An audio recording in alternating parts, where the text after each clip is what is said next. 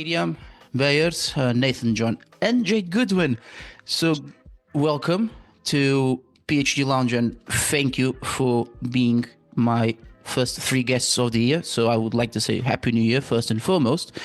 And it's a completely different version, so to speak, where we're going to have one guest with two PhDs and two other guests with completely different backgrounds who want to share their own story of how you guys reached there. So welcome. I'm glad you guys to be here. So we would like to start with Miriam, ladies first, with Miriam. And would you like to share with us? I already introduced you with two PhDs, but would you like to share?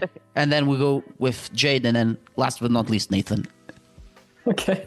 Yeah, thank you very much for having me and for having us, and Happy New Year to you too and everyone else. Thank you. As you said, my name is Miriam, and two PhDs sounds maybe more impressive than it really is. But I got my PhD degrees from University of Copenhagen in Denmark and Ghent University in Belgium. So it was a double degree program in an EU project. So there was close collaboration between different institutions across Europe. And I was in the middle of that. And I was also in the middle of COVID when I was a few months in. So I got it all on my plate, having to navigate the university criteria from two sides. I had three supervisors. I was living in a new country.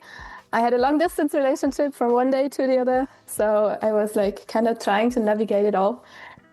And and that became a bit much. And because it became a bit much, I realized that I wanted to change the way I work, the way that I look at my PhD, my work, and also my private life, because they didn't really, the proportions didn't seem right, and the energy that I spent on each of them didn't really feel right and aligned. So I started exploring, time management, productivity, human psychology when it comes to work, when it comes to our mindset of what we are supposed to do or what we think we are supposed to do. And that led me ultimately to found a company around that. So now I'm helping PhDs who also feel like they want to juggle everything more easily, more joyfully to get there. What was the name of the company? WonTime, but one not as one, but in terms of winning. So WonTime. Yes, thank you. No worries. Go on, Jade. So good morning as well, and Happy New Year. I will say this is the first time I've done a podcast or anything like this. It's quite exciting. I like it. So I obviously work at Swansea University. I'm actually from Swansea. I grew up here, so quite typically Welsh, didn't stray too far. I studied a degree in French at Swansea University. Finished that about 20 years ago, so a long time now, I know. And I worked in a few other places when I graduated, but ultimately, I think a year after graduation, came to work at Swansea University for the first time, and sort of worked in a few different teams. I did some HR, some administrative roles, temped in a few areas, but ultimately at that time ended up on an employability programme called Go Wales. That sort of links to what I do now. And I did that for 5 or 6 years, and I absolutely loved it. Very much a work experience programme. Loved sort of seeing students and helping them. And what I do now is very much an evolution of that. And then the funding for that actually ended in 2014. And I thought, what do I do now? I don't know where I fit. And at that time, I decided to do an access to nursing course. And that was a lot of work, but very different to anything I'd done. And I had points where I just thought, what am I doing? Is this the right thing? But I loved it as well. And then I actually came back to Swansea University as a student again, and started an adult nursing degree. I only got about halfway through that, and because of an injury, I had to leave the course. And then at another point in the future, I came back to working at the university. So I've been here forever. I literally feel like part of the furniture now. I am either working here or studying here. But I would say, if I had to sum it up, I am the definition of a squiggly career. You know, I've done HR, I've done careers, a little bit of marketing, nursing, healthcare. But ultimately, I feel I love what I do now. So I feel quite fortunate to land back in employability. And I think that squiggly career I've had, where I've sort of dipped a toe in lots of areas, has been really helpful. So where I'm at now, I'm now working on a team called Career Boost, somewhat similar to Go Wales, but it's evolved in such a way that there's a lot of support now through Welsh Government funding for students that might be struggling with career confidence or might have barriers to opportunities, and they need help finding opportunities and sort of building their social capital. I absolutely love what I do now. I find it so rewarding and I love where I'm at. And I think for me, the fact that I've done lots of different things in other lives really, really helps. And yes, there's a lot of time spent at the university, either working or studying, but it feels like I'm where I'm supposed to be and I really enjoy it. Yeah. Yeah. Nathan? Nice. It's already apparent, isn't it, the role that the universities have played in all of our lives. So that's interesting there as well with everybody. Happy New Year, everyone. Blwyddyn newydd da. Where to start, really? I'm the current CEO of Rewise and founder. I founded the company way back now in 2008. And I guess, again, that's a direct correlation there between my time in university. So similar to Jade and Lewis as well, I studied in Swansea. I never thought I'd end up going to university when I was in school. So I was told that I wouldn't get, good grades at GCSEs, etc. And I was never even, taught what university was, I guess. I mean, I always thought it was just Oxford and Cambridge and people racing boats. I didn't think it was for people like me at that time. But I ended up finding out about it, and of all things, a girlfriend at the time was studying and going to Swansea, and I was just a bit like, well, what's that? And then obviously did a bit of research. I can remember applying.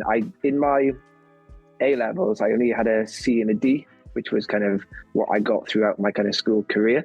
So I didn't have much choice when it came to subjects. So I had history or economics. And of all my teachers, my economics teacher was a really kind of inspirational guy, and he would come up with these ideas then for businesses, and he'd always be quite encouraging. So I picked economics, and I ended up being approved to study in Swansea for an applied economics degree, which I didn't realise at the time, but also contained a lot of statistics and maths equations. It was kind of life-changing, I guess, without my journey, without coming to Swansea, meeting the people that I met who are still, lifelong friends to this day, including Stu, who sat opposite me there. I think that really it's amazing how university and them experiences outside of the classroom can make you as an individual. And for me, it gave me the self-belief and determination to go on and start the businesses that I have. It's also interesting because when I was at Swansea, it's kind of a mantra that's developed, between finding opportunities through kind of hard work and then having the confidence to kind of take advantage of them. And one of the first ones, I guess, was starting an events business and becoming a DJ, all through, again, a close friendship circle and finding that opportunity. And for me, it goes back then to being in school, and the music that I loved at that time became the music that I ended up DJing, and I just built on confidence. That basically led to me being diagnosed as being dyslexic in my third year. This is the bit that maybe people shouldn't kind of copy, if you like, but I go to university to promote our events rather than lectures, which isn't great. But it led to me meeting my tutor, who said, look, I think you're dyslexic. And I got that test, 3-4 weeks before my final exams. It made sense, when I was diagnosed, and then I got extra support for them exams. So I ended up getting the best grades I got in my life. I ended up getting 70, 80%. And that just kind of flicked the switch, where I thought, okay, well, obviously I think in a different way, learn in a different way, etc.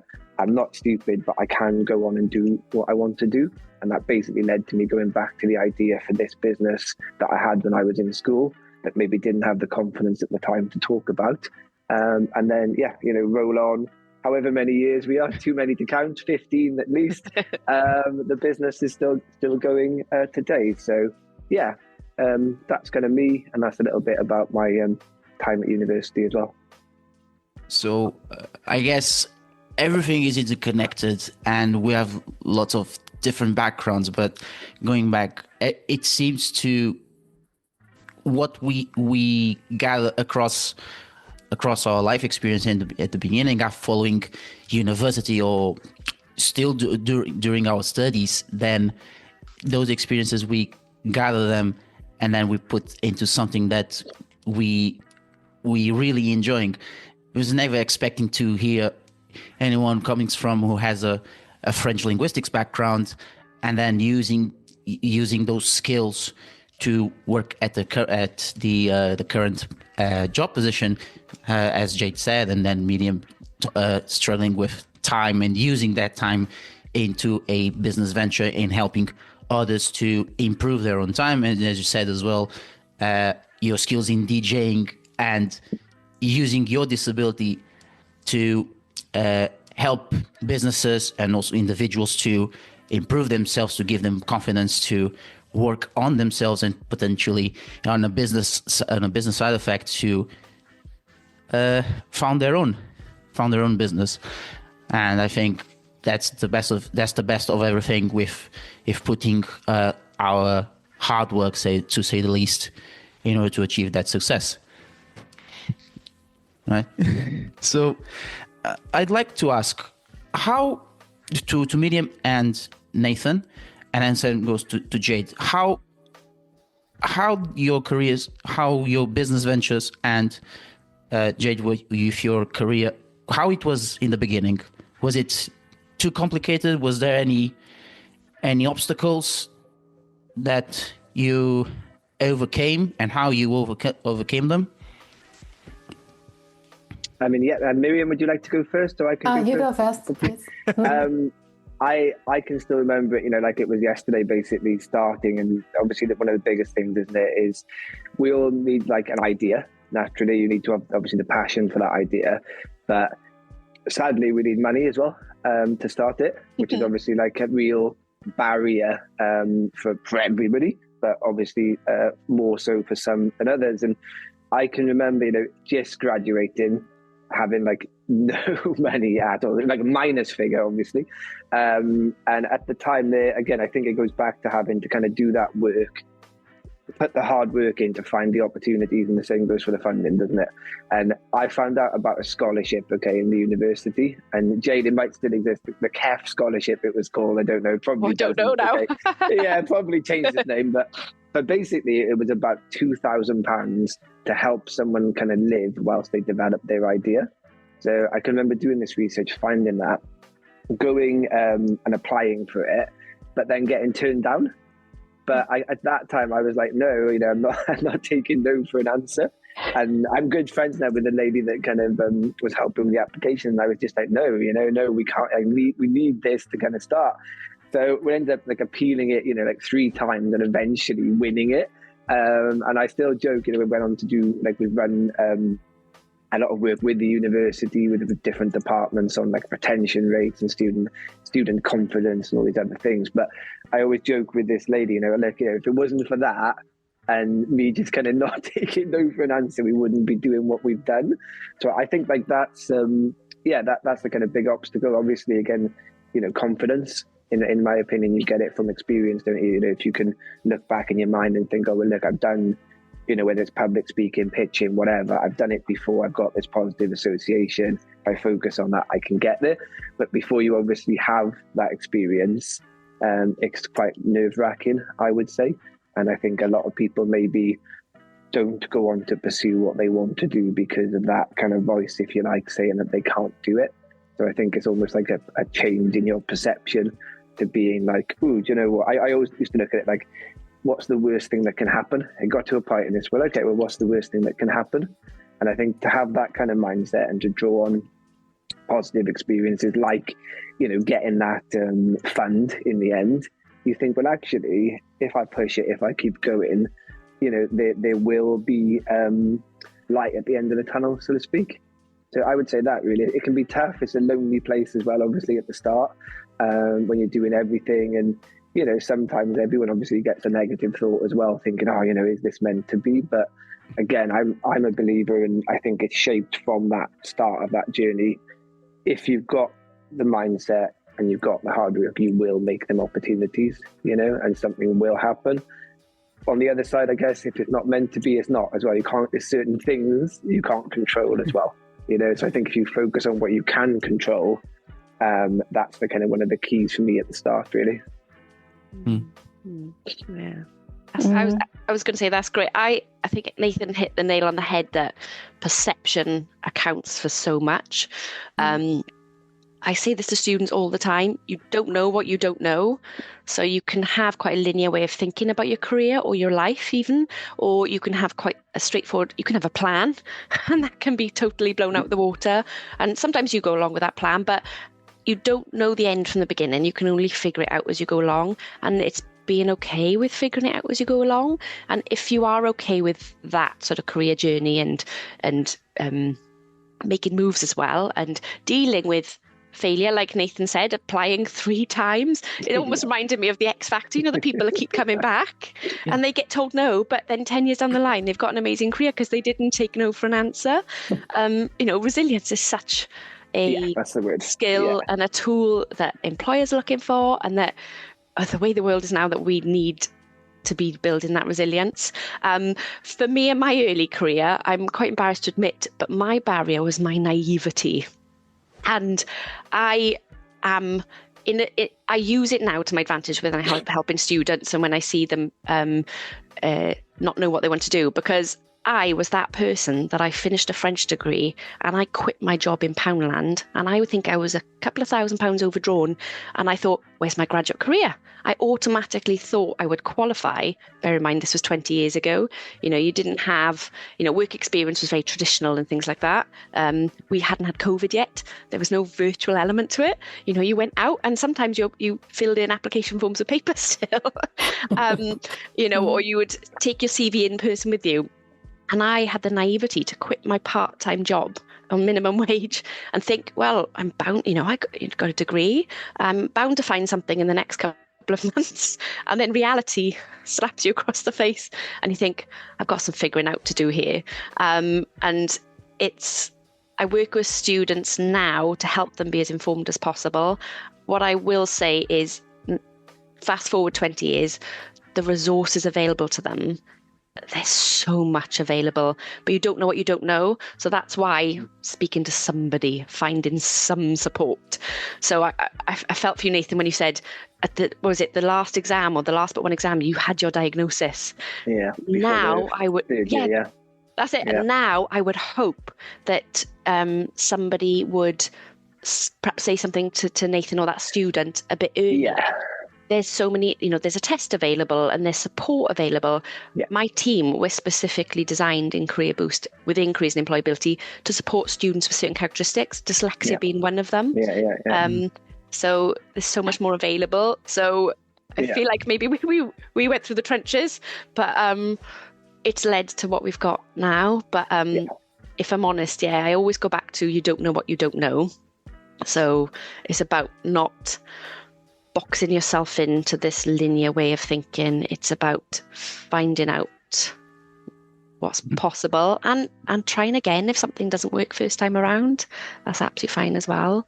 I'll stop there because I could give a pep talk all day long. But I agree with everything Nathan said. Yeah. And for me, it also wasn't like an easy path. I think the first thing was realizing that I'd been studying environmental science for over 10 years, and then I decided to not go for the career that I thought I wanted to have for so many years. So that was kind of an existential crisis. And then also, I hadn't started a business before. Who has, right? This is the first time. So everything felt like a struggle. almost everything. But the meaning was so big that I had this like, yeah, we can call it resilience, we can call it stubbornness, that I would just also not accept it to not work. It was just not an option. So if I got a no, okay, then I either try again or I try somewhere else. So yeah, that helps.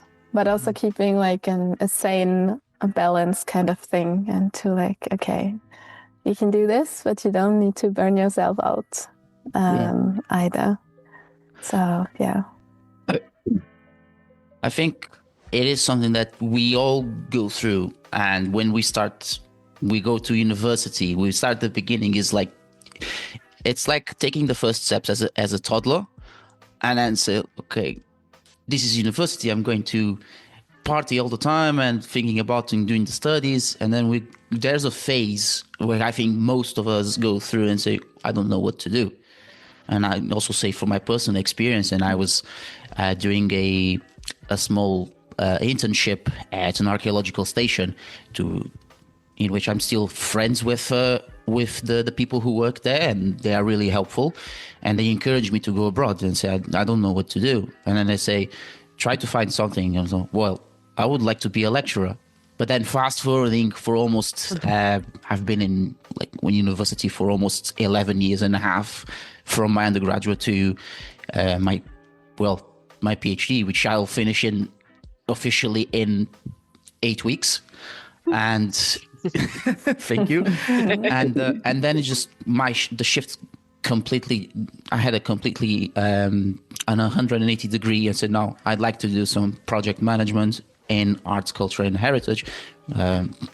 But obviously, these are some murky waters, to say the least, to explore. There will be some challenges and uncertainties, and so what Jade has shared with us, that it is really important, and probably the students may know what to do. And with this boom of information that we have nowadays, there is still some uncertainty, and students feel a bit lost in what they actually want to do, but don't know yet how to take their first steps.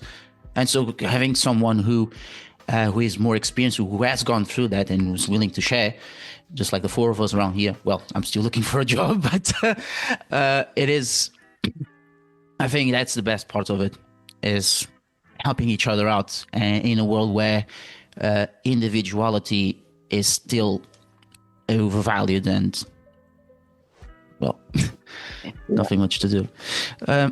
And one of the things that for businesses and those who are looking for jobs, but specifically for businesses, I do recall, Nathan, when we had our Christmas party, we were having a conversation, and then Robin said it's easier to set up a business than finding a job. Would you agree on that? And I also asked to Miriam and Jade, you have your opinion as well. I would probably, everyone kind of walks in their own shoes, I guess. So it depends on the individual, but yes. I would say it's probably depends what job for a start. It's back to, I guess, what everyone has said on the call, having that kind of defined path in their mind and career. Okay, I'm going to study this subject and then go and work in this field. Obviously, it can be more competitive in certain fields, and it can depend on your location, etc., and factors you can't control to get the job. I'd say it's probably different, would be a better description. Different stresses with wanting to enter a career, different stresses with starting a business. And I think when you get to different stages of the business as well, like when you're in that startup phase, obviously it's always exciting. It should always be exciting anyway. That's why you kind of do it, isn't it? But it's different stresses in terms of getting capital in, exploring kind of your market, making a customer base, so on. As time grows, obviously, then you become more responsible for other people as well, and it becomes about, obviously, it's not just yourself, it's a work family, if you like, and keeping people in that job when people have got maybe their own mortgages, bills, etc. to pay. So it becomes more of a stress there. But at the same time, I guess if I think, relate it back to my own kind of story, if you like, it's been a long time now since I've worked for anyone. You know, when I was at university, in my second year, I started doing the DJing and the promotion, etc., which was like a little business, if you like. Mm-hmm. So that I was 18 then, so I haven't actually had a job, if you like. I had to apply and focus it that way since then, which was, a few years ago. So it's hard. If I had to I couldn't imagine working for anyone else now, Yes. I think that's just me and my own being a control freak, really, maybe at heart, but I can't imagine doing that now. So for me, I don't know, it's a difficult one. I think, again, back to the original answer, I guess both have got their stresses. But I do think maybe for young people now, even though the support is there, it can be harder maybe to move into that career as well, which is like, there's all kinds of reasons, maybe in terms of the amount of people maybe studying certain subjects, the supply is outstripping, the demand is outstripping the supply for the jobs in certain cases.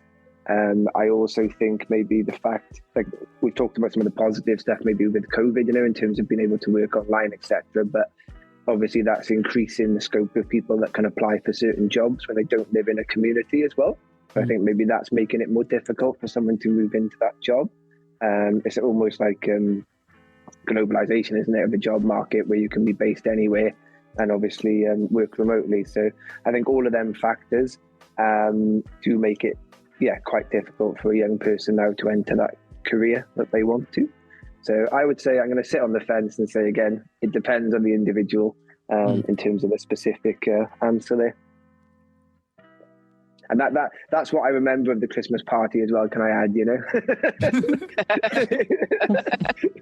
Because it was curious what Robin said, and I was like, no, this is going to be a question to ask to Nathan and to Miriam, because I had already thought about the idea of asking this, and because this is a great question to have their own go. Sorry, to share their own perspective of that, and they say, oh, let's open a business, let's do this, and then okay, you need to find your own solid foundation of what you actually want to do for a bit in your business, what ideas you could break down and making into an outline, and then reworking on those every single time. So. Yeah, I think for me, it also depends on how one defines easy. Because I got cold feet before, and then I applied for jobs because I was like, okay, I'm not like, I can't do this financially. I need a job. And I got a job so fast in the environmental sector. Like, I think I wrote 3 applications. Yes. Because the demand is there for engineering, environmental sciences and stuff. So finding something technically was easy, but finding something like meaningful and it's not that it wasn't meaningful. Like, they had a good cause and sense and everything, but not for me. And finding something that is really aligned from my perspective, I think it's easier to start a business if that is the definition of easy. So yeah, as you say, it really depends on the individual and what they want their easy to be. Is it easy in terms of just getting something? Is it easy in terms of the money that one earns? Is it easy in terms of the fulfillment that's behind it? What is the easy that someone's looking for, or the heart on the other side? That kind of makes sense as well, doesn't it? Because like you say, it's like with the business, you can create what you want from a job as well, in terms of like the personal fulfillment and, the real kind of specifics of the role, which I guess you can see it would be hard to maybe find the perfect match, but yeah, it's still hard to create it as well, isn't it? Different challenges. Nothing's easy, basically, but it's all worth it. Yeah. I was going to say, I've probably got the opposite experience to Nathan. So where I've always worked, always applied for jobs, not minded the recruitment process too much. Yes, I've had my disappointments, and I've had interviews I've done really well at, and then I've not got the job, and ones that I've had a wobble, and then I've actually got the job. So I want to join you on the fence though, because I think they are so different. Nathan's absolutely right. It is down to the individual and how you're wired, and whether or not you have a really good business idea to begin with.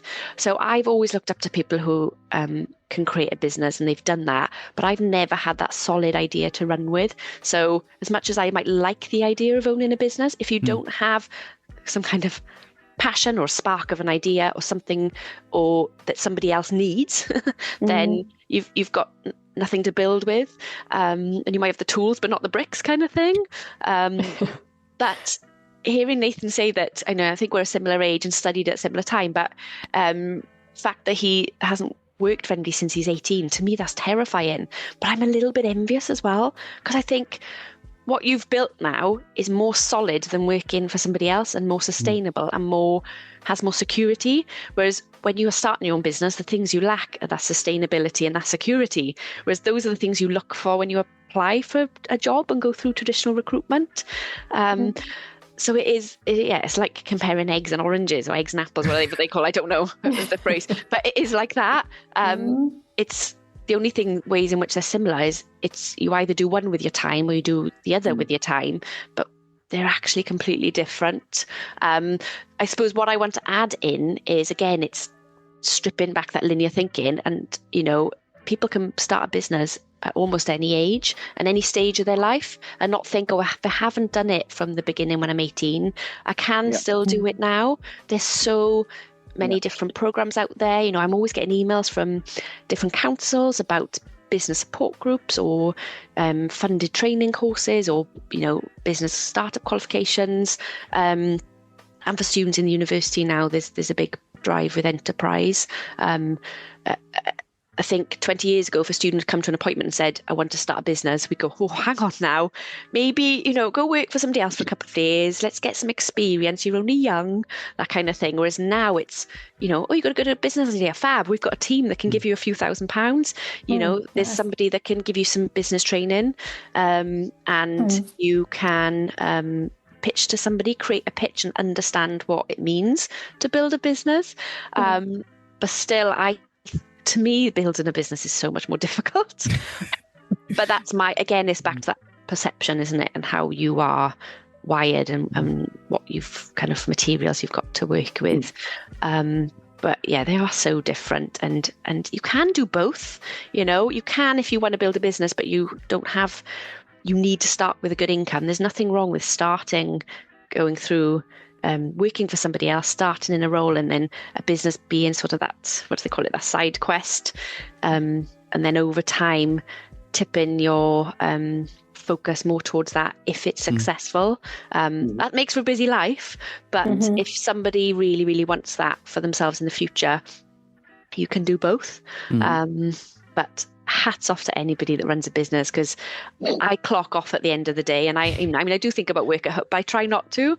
But I suppose, Nathan, I don't know if you agree, when you're a business owner, you think about it all the time. A lot. It's a lot. I mean, it's a few things. You've got to kind of shut the voice off a lot of the time, whether it's good or bad. And a few things there as well. It's funny, Jade, you say they it must be kind of scary running a business and everything, but I somehow look at it the opposite way as well, because even though the business is really great, and again it's been however long it's been, 16 years, and it's not arguably, it is in the best position it's ever been, the fear is still there that it can end tomorrow, and it won't, but it's always going to be there. Maybe that's a good thing in a way, because it kind of keeps you on your toes, so to speak, but that fear, I think, is always there.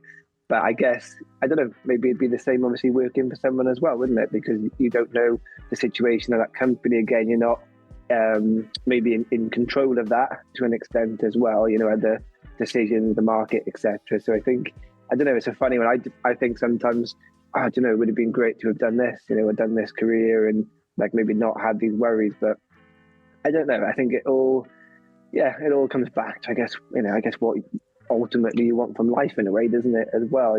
For me, I've always liked that flexibility, and as much as I can be lying in bed last night thinking about the spreadsheets, etc., I've got to do today and this and that, and hypothetical situations on numerous areas, at the same time, I know if I want to leave, and this again is hypothetical, but if I wanted to go surfing at 3:00 today, I could go, and the only thing stopping me would be myself. Which again, it's something that you do have to do to be disciplined to get to the point that you want to get in business too, you know? So I don't know. It's always like, I think there's, like we've all said, isn't it? You know, there's been pros and cons on both sides really. And ultimately it comes down to what suits the individual. And I think the last point, Jade, is like you mentioned, you know, obviously it's never too late to start a business. I think I saw a stat the other day that more people, not that it's about money, you know, but more people become millionaires in their 40s, 50s from starting a business than people in their 20s, you know. So I think it's never too late for people to take that idea that they've got a passion for. And my view again was always, okay, well, look, I'll try it. It doesn't work, you know. And I'd always said the same kind of line in public speaking over the years. I'd rather have tried something and failed than worry about bits of paper, you know, with I'd say the Queen's head, but the King's head, whoever's head on it, you know, it doesn't matter. It's just bits of paper at the end of the day, isn't it? It's better to have tried, you know, and failed basically as well. I do believe that, you know. Well, completely different opinions, and they all going down to the more or less in a similar point of, okay, it's never too late to starting your own businesses. I mean, even the big CEOs of that are widely known, like Amazon, for example, the Jeff Bezos founded the company in his 30s, for example. And as you said, it's never too late. And I think it's just you must have the passion and also a solid foundation of what you actually want to do, and maybe having a side hustle in just as a start to build your own empire, to say the least. Mm-hmm. Yeah. So Nathan, I was hearing a podcast from a host called Erica Warren, and I was interested in knowing a bit more how you used your own dyslexic disability to develop Rewise. And why do you think that UK schools, and probably across the world, it's a bit in a larger scale, should adopt alternative education? So I think, like, on the personal side, if you like, again, I touched upon it earlier. When I was in school, I was basically told I was stupid. You know, I can remember in English classes reading letters or words or names of people wrong. Ironically, I've always liked reading, you know, but I'd read, and if it was a name I thought I could say it right. Actually, I'm saying I could say it wrong, but I didn't even know. So I'm reading this name wrong, and it's only obviously then when you read it out to the class, you realize you're getting it wrong. Mm-hmm. And simple words like said, for example, I get wrong, or because. So I always kind of had that. And I guess I would realize then that my brain maybe was working a little bit different. You know, I was writing business ideas down then, which is quite funny actually, because I look back at my notes too, and this is funny, but in the early kind of noughties, whatever you call it, I'd wrote down, we should start internet TV. So I'm kind of claiming internet TV really, and Netflix is an original idea. But I've always had that kind of thought, you know, and would think, God, I'm a bit, you know, thinking strange with all these ideas or think deep. So for me in school then, I realized like it didn't suit my style. You know, to set the picture, my secondary school, it's in a place called near Caerphilly in Caerphilly kind of county. And the new block was about 40 years old. You know, it's got graffiti in there from the 70s. And it was an all-boys school. And again, I tell people that, and people think, it must have been a private school. And no, it was like the funniest, you know, worst school ever, where, no one seemed to care, I guess. You know, it was quite a rough school, tough school. But, you know, I liked my time there because it shaped me of who I am. But I could see from an early age, I was put in all these bottom sets based on academic grades. And I'm thinking, you know, I shouldn't be in here. No one should, you know, again, to that point, because it's just because I'm learning in a different way. Not that I don't understand what's being said and taught. I just can't fathom it in the way it's being delivered, as in someone just talking and writing it down on the board, and there's not enough time. I mean, my handwriting even to this day is like, I'm probably the only person in the world who can understand it. It's like a code. So all of this kind of added up, I guess. And for me at the same time, I fell in love with music. So the way I like to look at it is, you've got all that as negativity, okay? Got all this negativity. What do you need to combat negativity? You need positivity to bring some balance. And for me, it came from music and my love of like reggae music, hip hop music that basically, I guess I could identify with the message it was being told, and almost that message of like the underdog, if you like, so it really kind of resonated with me, and I guess the social purpose of that music and the story it was telling. And I started to think a bit deeper and think, oh, actually, there is a world outside of like this classroom and this community, whatever you want to call it. So I started to think, oh, well, my brain might work a bit different in terms of education, but it doesn't mean I'm stupid. And I'll never forget, going to a careers advisor and saying, oh, I knew the idea. I had the idea, okay, to use music to teach the GCSE syllabus when I was like 14, 15, and a song come on the radio and I ended up kind of singing it back to myself really badly, as we do. And I thought, well, why can't I remember this Shakespeare that I'm learning? Why can't I remember Macbeth? If this was in a credible song, I'd remember it subconsciously. And it would make learning a lot easier. So even then I was thinking, okay, different learning style. But I went to a careers advisor and I couldn't even say that because, again, I didn't have the confidence that this is my idea. But I was like, I want to start a business. And they said to me, basically don't bother. You're not doing the right subjects. Go and get a job in the factory around the corner. But, for me, then that was someone to put on like the hit list, isn't it? Think, okay, well, it's almost good that I've been told that, because now I want to prove someone wrong, and that gives you a bit of fire. And the same to all the teachers that ever said, I can't do this or can't do that. It's like, again, it's fire. Okay, I'm going to prove these people wrong. Relating that then back to like the business, again, it's a direct result, basically, after being diagnosed as being dyslexic, on a bit of a high, I graduated, I got them kind of high grades in a subject that, if I'm completely honest, I didn't go to lectures, in that kind of third year, because I was too busy running the business and working hard DJing and promoting, should we say. But it showed me, again, if you work hard, you can achieve, and I got all them books from the library, and we all know what it's like when you go to the library at university and you can't get the first choice books, you're getting these really obscure texts, but obviously that helps getting a different opinion. So yeah, when I got them grades, it was like a magical kind of moment, if you like. And I thought, right, I'm going to go back and start that idea that I had when I was 14, to prove that anyone, and this isn't just me, anyone can follow their passion, whether that's a career, a business. The best passion of all, obviously, just being like happy, fulfilled.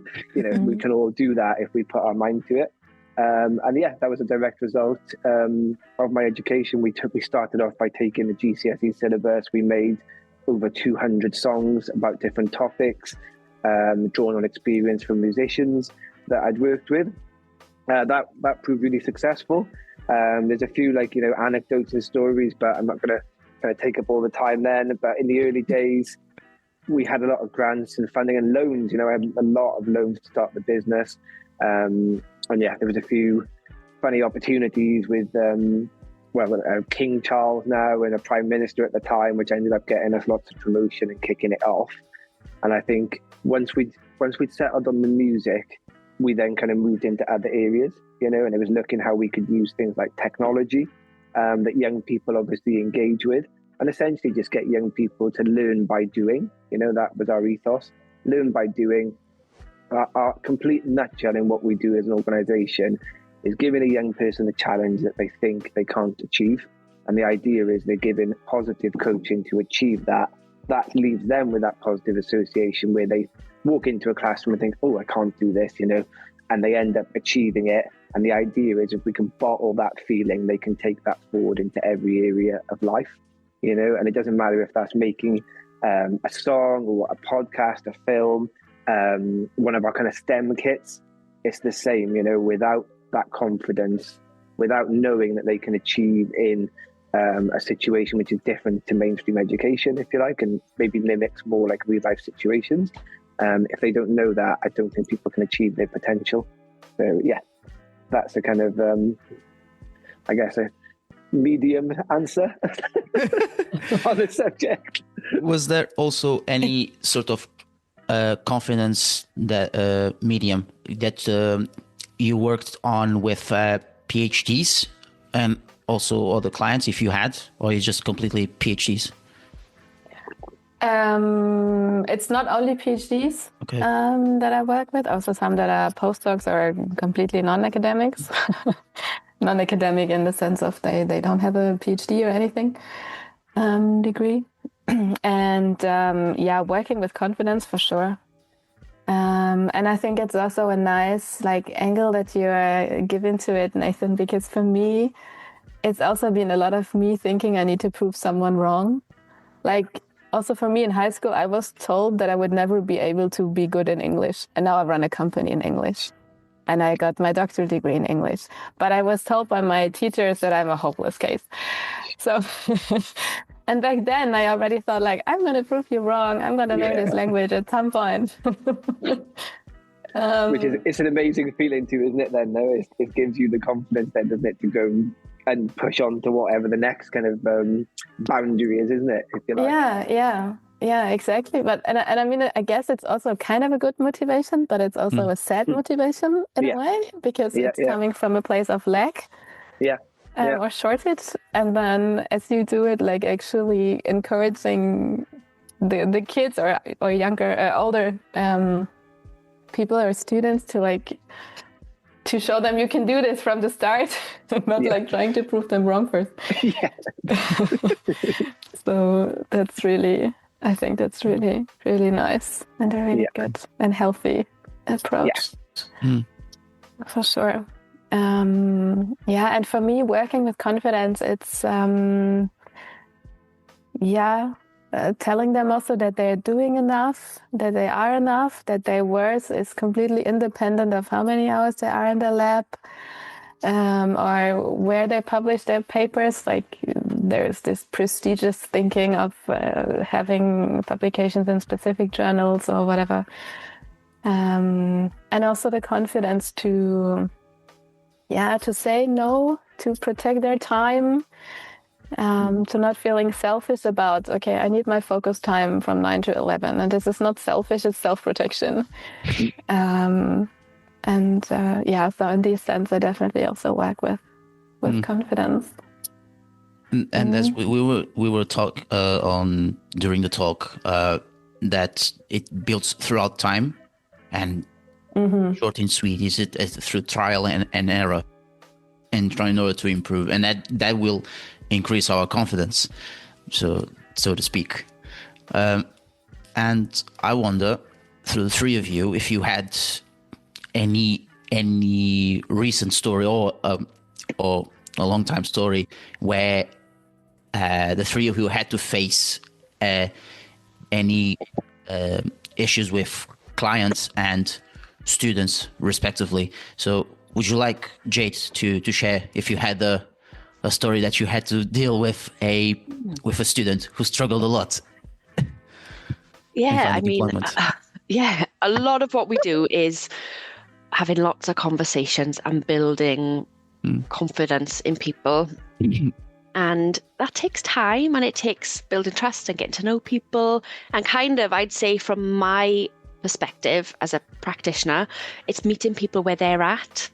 Sure. And kind of getting rid of the assumption that all students are the same, or people of a certain age are the same, or a certain level of study. And it's meeting that person where they're at from my side of it. And so I'm here to guide them and be a mirror back to them and reflect things back to them. But helping that to go somewhere and have conversations to help build their confidence and let them know what they could try and what are the smaller steps they can take to get to where they need to get to. One student does spring to mind, and I've been in this role 3 years now within Career Boost, and it was probably a year and a half, maybe 2 years ago. A couple of years ago, I met with one of my first PhD students. And he was a mature student as well. And so what I do before an appointment is I'll look at what they've studied, how they're getting on.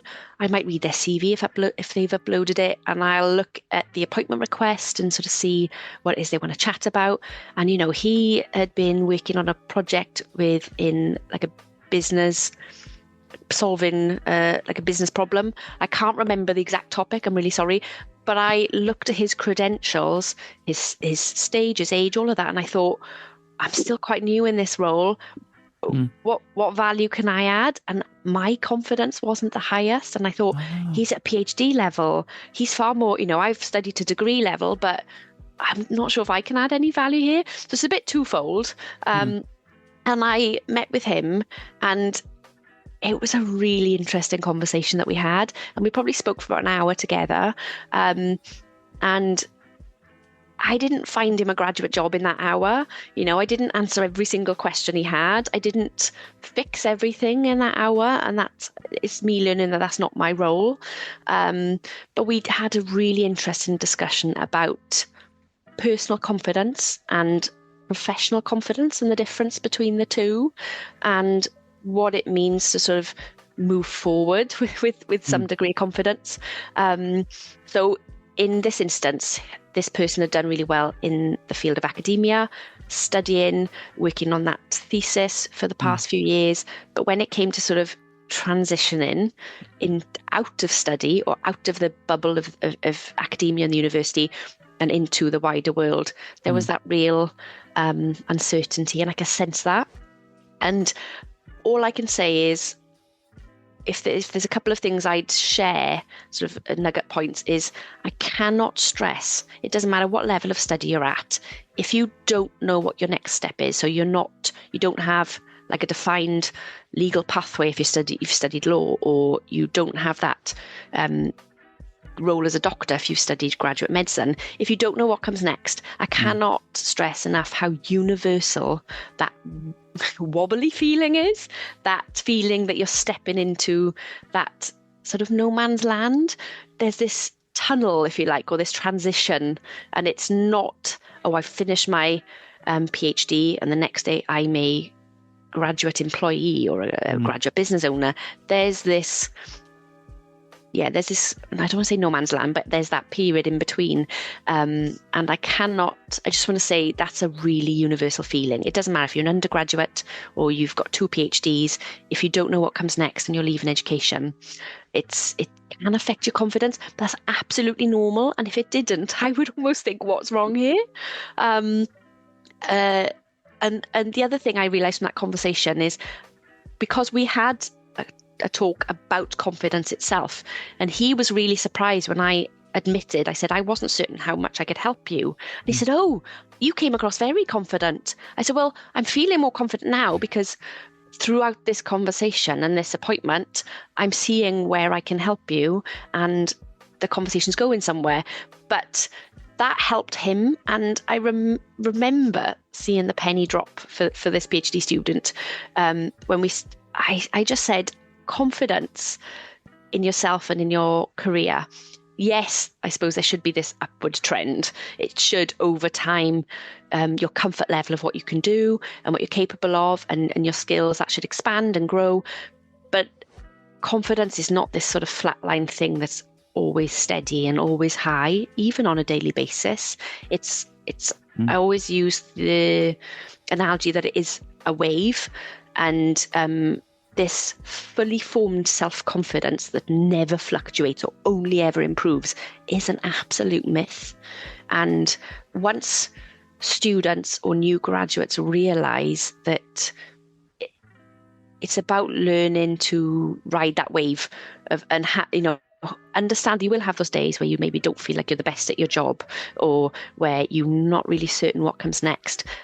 Even if that lasts a few weeks or a few months, the resilience comes from being in it and riding out that wave. So I choose the same analogy, Nathan, but if you try and sort of steel yourself and be resilient all the time and keep your confidence high, you'll struggle more than you need to. Whereas if you think, this is going to be bumpy, I'm going to learn to ride that out. And I tend to speak in analogies quite a lot of the time, but on a practical level, it's just understanding. That student learned that I didn't have this high level of confidence that was always there, and I even questioned what value I could add. And he said, I've never had a conversation like this with somebody before. And we're in partial service, and I try to be helpful and make it about that student, not about me. But it helped, I think, having that human conversation as well, that particularly the age we live in, career is such an aspirational thing, and life has become so aspirational that it's got this aesthetic to it, that it looks pleasing and it always feels good. And confidence is the ultimate prize that you can win.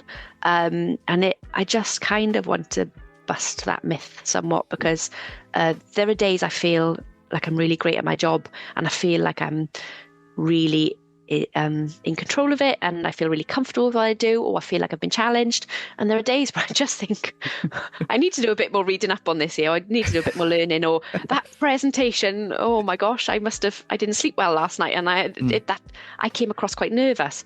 So if you can learn to deal with the fluctuation of confidence and understand that it's not always something to sort of steel yourself against, but you build it over time, and it's still okay if, like Nathan now, 20 years or however many years into having your own business, it's okay if not everything goes well all the time.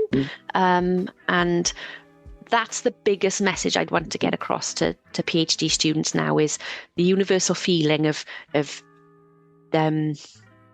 stepping out into the unknown, and that lack of confidence, where you've been confident for 4 years because you've been in your comfort zone of academia.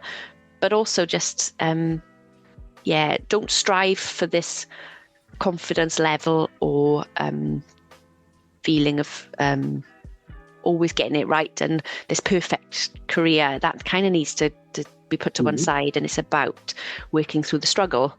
And sometimes it's about surviving the day or the week or the month or whatever it is. And still very much, we're always figuring things out. So I've been working now for sort of 20 years, and, people say, oh, did you always know what you wanted to do? And I go, any day now I'll figure it out. It's the progress bit of it. And I'm sure Nathan can say the same. That never stops. Like, even once you attain a certain level, there's something in you that wants to try something new, or wants to maybe take your business to the next level, or worries about what will life look like in 5 years or 10 years? Can I sustain this? And so, just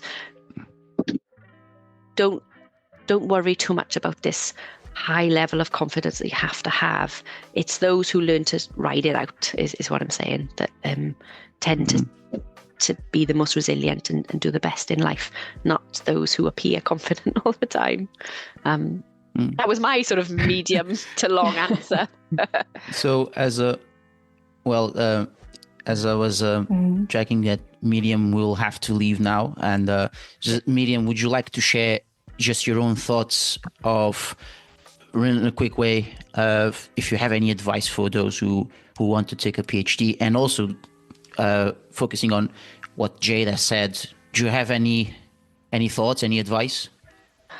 Yeah, I recently wrote a book, and there I also wrote about. Thank you. And there, one chapter is also about confidence or the imposter syndrome. And I also hear that from PhDs a lot, and even from postdocs, and wherever they go, they're still met with the imposter, right? And I like to look at it now from like two angles. One is, if your imposter speaks up, then congratulations, kind of thing, because you are reaching your comfort zone. The imposter wouldn't raise its head if you're doing something that you've been doing for so long, right? Like, it wouldn't.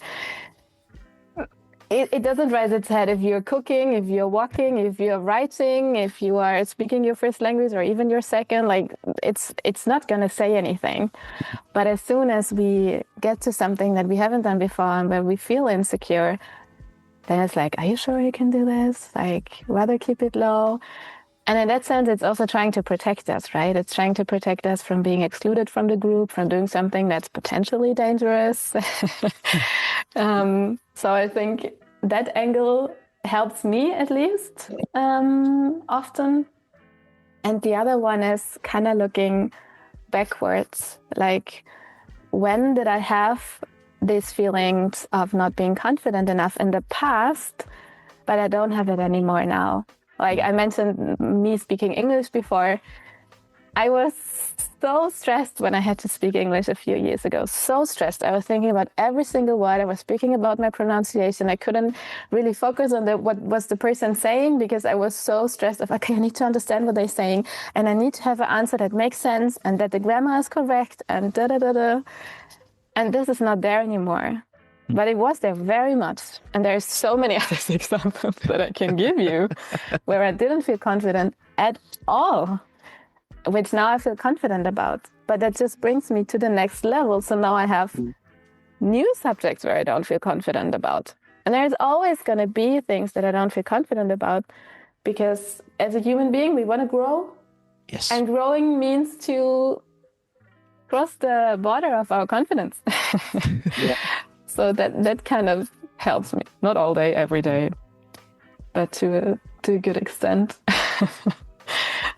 So I think that would be a great advice for PhDs and those for those who want to go try and to found and establish their own businesses, to say the least.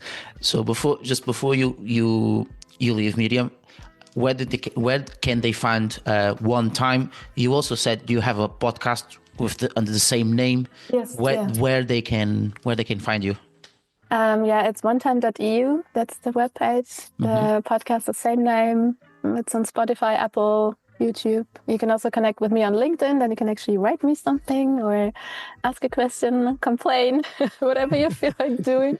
I'm always happy to get in contact. So yeah, either way would be really nice. And then I'm sorry that I gotta leave now. No problem at all. We thank you for your time. And Jade, you. Nathan, shall we continue? Because I would like to hear Nathan's side of the story and continue with that. And for students and graduates, make sure to check out Miriam's WonTime podcast and her business if you have any concerns and dealing with time management and stress and any other human trait that you are facing challenges. Just check out Miriam and she will be very helpful. Yeah, sure. you are everyone welcome. Yeah, and thank you so much. It was so nice to meet you, Jade. Nice. Yeah, lovely to meet you. Thank you for the invite, Luis. And No problem at all. Thank you. Let's stay in touch, definitely. Yes, thank Lovely you to very meet much. you. Nice to meet you too. Okay. All right, so just the three of us. And then number three. Number three. I'm going to just plug my computer in, guys, because it's on the... And I need just to have a quick break, and then we will right back. I will edit this anyways. Oh, brilliant, fab, lovely. Let's just turn off the camera for a bit. I'll be right back. Okay, fab. We're back, students and graduates, after a short break where Miriam shared her own story and also any advice.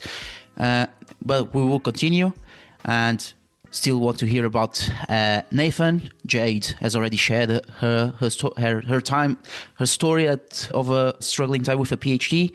I'd like to hear about Nathan, if you had to deal with a business who wanted to work with you, and how did that happen? Yeah, I mean, I think on the points that Miriam and Jade kind of raised and about kind of confidence, I think they were hit the nail on the head, really. Yeah. To be honest with you, I think they were both kind of spot on. Like, obviously, again, everyone goes through things differently in their own way, but I think the way Jade described it as like a wave, I think that's kind of perfect, isn't it? Everyone has days where they can take on the world, and don't get me wrong, I think especially maybe with a business, but I think also in employment, like sometimes you just have to do it. Doesn't matter how you feel. I mean, Jade mentioned feeling a bit nervous maybe before, some scenarios at some points, but in scenarios like that, you just got to fake it, haven't you? Once you get into that rhythm, obviously you can do it, and you've got the experience and the confidence, and I think that kind of gets you through. The same with Miriam describing it, the imposter syndrome thing. I think that is definitely a real thing, but I love the way she explained that, and she looked at it from a positive side, which I think is really, really cool. And I think a lot of people, myself included, can take a lot from that and the way that was explained by her as well. So I admire it. I always look at it like a computer game, similar to the wave. in different levels, basically. And again, it was discussed by both ladies, how when you go through certain levels, you unlock different challenges, and obviously you can feel a bit unconfident in them at the start, but then once you get into it and realize you can do it, you kind of pass the level and you move to the next level. So I think my thoughts are kind of a combination of both, really, in terms of it's good to sometimes kind of have them challenges, whether that kind of manifests as like self-doubt or, stress or thinking you can't do something. But I think you've got to have that side to have the other side then of doing it and thinking, oh yeah, I did it. But it's back to my kind of personal mantra that if you put the work in, and you've got that self-belief, you can get over them hurdles and you can unlock the next level, really. I'm trying to think, like, there's many kind of stories I could kind of tell, really, to kind of sum it up in an anecdote for you guys and a personal experience. But I guess one of my kind of favorites is kind of at the start, where I had the opportunity to kind of, basically to set the scene. We were in the minus figure in the early days. It was not going well. There was loans to be paid back. And I had the opportunity, I would invite, again, I'd always look for that opportunity. And I remember meeting a really nice guy, a director of the Prince's Trust at the time. And he's like, is there anything I can help with? And I basically looked in my kind of little black book at the time and found his number. And then he invited me to this press conference. And I didn't realise till I got there that I had the opportunity to ask a question to the Prime Minister. But I knew that I had to do something on that day to basically kind of kickstart the business. There was no money for marketing. And I found myself in a room, with like 300 people, whatever it was, and all the kind of press and the Prime Minister and everything being interviewed. And I thought, well, I've never done any public speaking. How am I going to speak in front of these people? I hadn't even spoken university for assignments. So like, how am I going to do this? But again, I think it's that voice within, isn't it? Where you're like, okay, well, I've got to do this. If I don't do this, and there's no guarantee, obviously, anything will happen as a result of it. But if I don't at least do it, I'm not going to have like got on to this next level. I'm going to be stuck at this level where you think that you can't do it. So, so in this case, I did it, and I told him. And again, this is always the case, even with a lack of confidence, it tends to be that we'd still know a lot more than we give ourselves credit for in the area. It's almost that kind of monkey brain holding us back, basically, and saying that you can't do it, when in reality, if you are worrying and having a confidence about something, you probably spent like however long going over and over it anyway, so you do actually know it. So I told the Prime Minister about what we wanted to achieve with Learn Through Music, which was the brand with the GCSE resources. He basically said, it sounds great, whatever. And as we were having this dialogue, I got more and more confident, so I'm like saying to him, oh, you must remember the words to your favourite songs.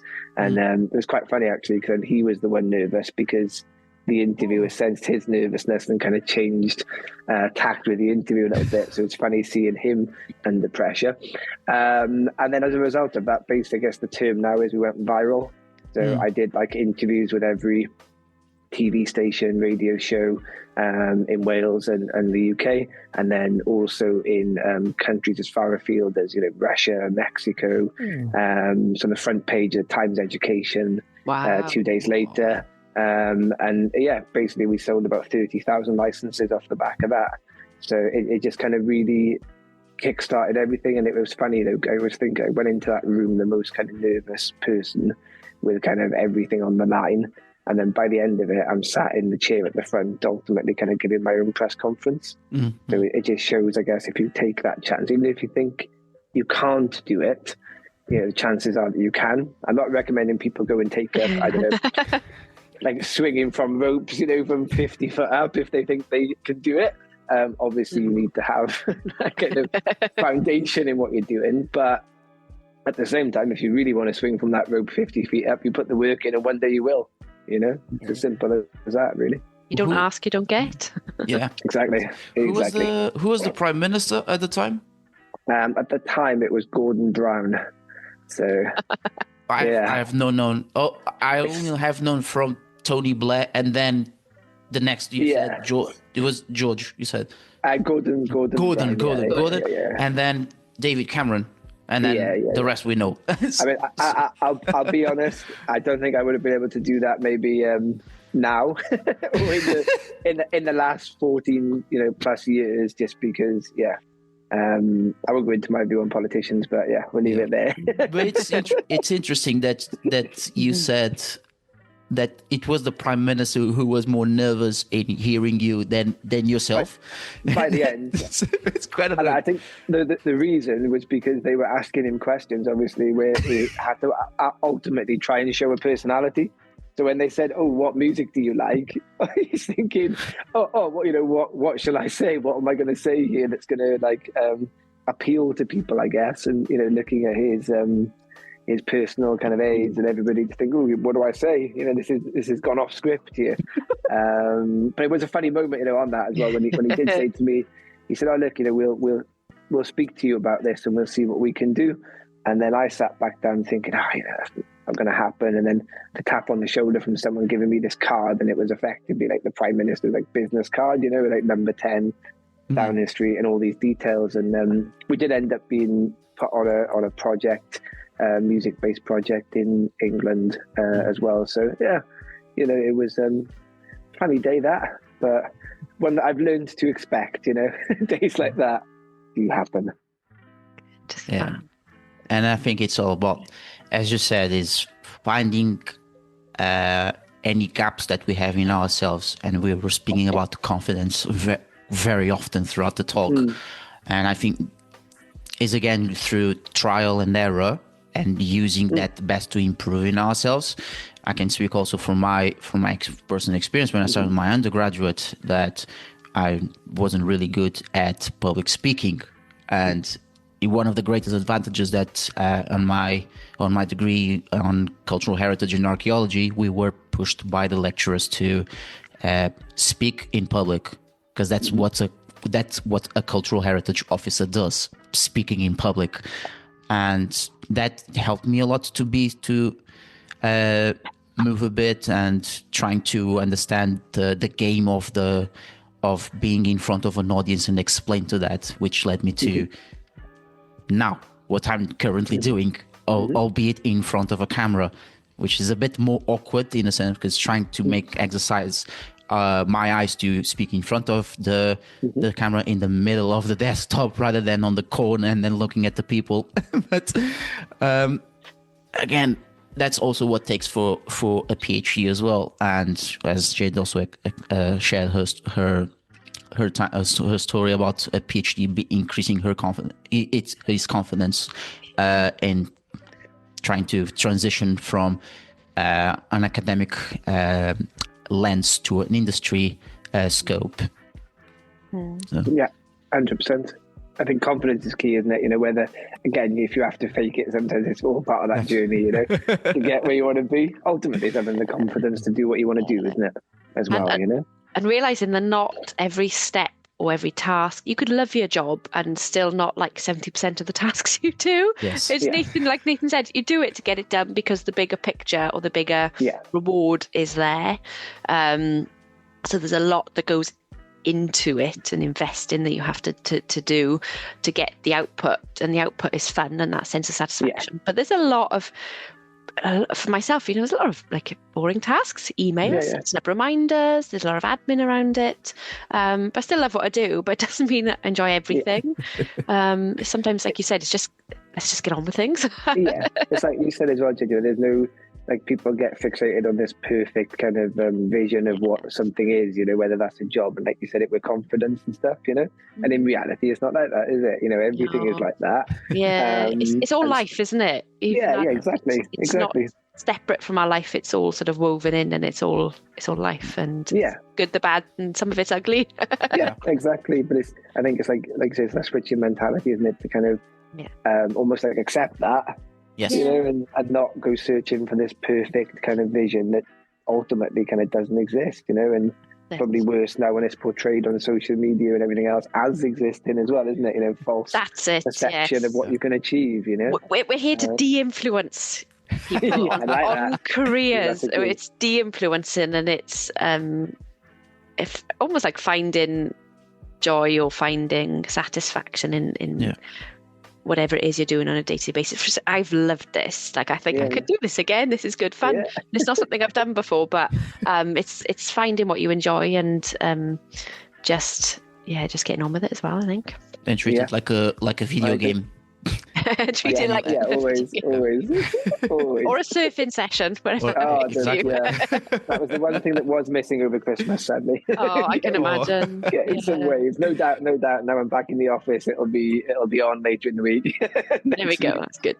It's guaranteed. Good. So before we wrap up, do you guys have any other things that would like to share? Any upcoming projects? Nathan and Jade, do you have any?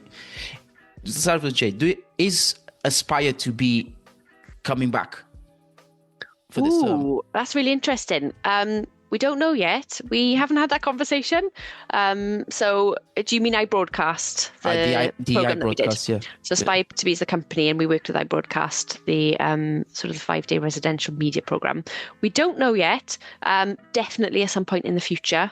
No plans for it to be this term. But we do see a lot of benefit from it. So what I love about what I get to do is that we can try things, and we can try other things and try new things, and we get to just put feelers out and see what works and what doesn't. So one thing that we are doing, and we started it last term, is we've put together, and we've never done it before, a series of teaching sessions that we deliver rather than outsourcing that delivery. So, I've got years of experience now working in employability or in industry. So we are doing a series called Boost Your series. So it might be Boost Your Resilience. It might be Boost Your Brilliant Brain if you're neurodiverse. It might be, I'm trying to think of all the other sessions now, Boost Your AI.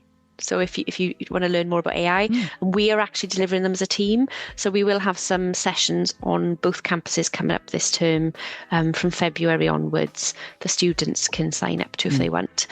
I would say again, going back to you don't know what you don't know, as a starting point, if anybody wants, even if they don't know why they're coming to the appointment, they just know they need to start somewhere and have a conversation of some type.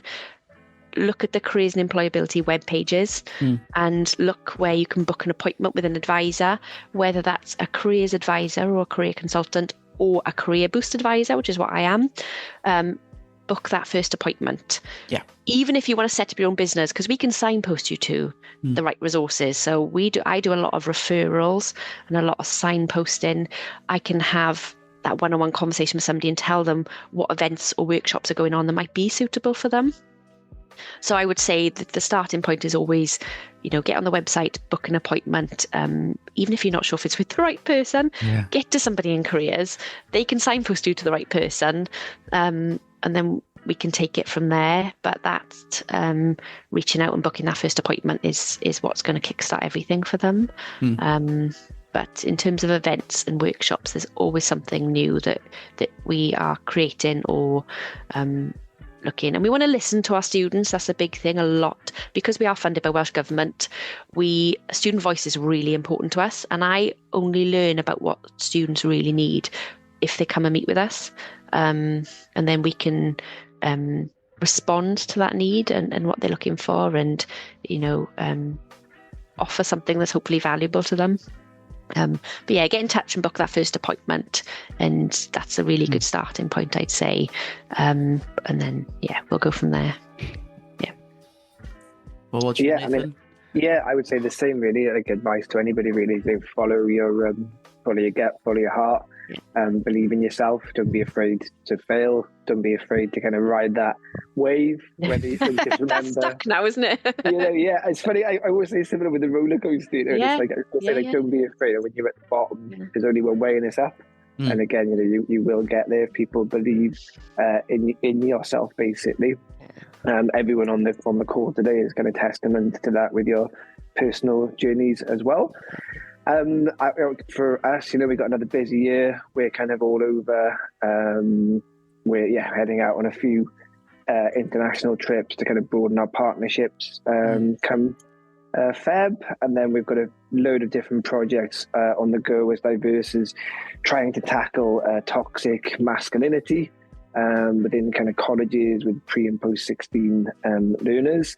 to teaching people skills for the new kind of green economy, to helping people move into career progressions within that as well, to getting young people to make videos about their local communities to see opportunities, and then there's several other projects in between which involve making new STEM kits for clients as well. So it's a busy start to the year as always. And my advice for everyone again would be, especially if you're in Swansea University, go and speak to Jade. I think having worked with Jade myself and then ultimately worked with Luis as well, I can see the benefits of the scheme that Jade runs, not just for organisations like mine, but also for people like Luis, who has been a pleasure to work with, and to see your growth, Luis, as an individual and everything you've achieved, the PhD to get Thank the you. podcast running, and seeing the drive that you have, that is, I would say, as beneficial to me, as obviously having someone come and help us as a business, seeing what the people achieve in that role. So definitely reach out to Jade. Also, everyone should read Miriam's book as well, having heard her theories. Wish everyone a kind of a successful 2026 and enjoy it. Yeah, and I also want to thank to Jade as well for providing the opportunity for me to meet Nathan and work with him, and having further opportunities to work with Nathan. And I think 2026 is going to be just like 2025. 2026 will be even better. So and Nathan, this is the opportunity for you to go to Nazareth and swimming the big waves. So by the way, so if you want to try it out, okay. Or if not, you can still go to the other town nearby Nazareth called Peniche, but it's more about tubes. So super tubes, and you can go. It's really lovely. The piscatory town, same as Nazareth. But I think it would be better to go to the former, and you could meet directly Gareth McNamara.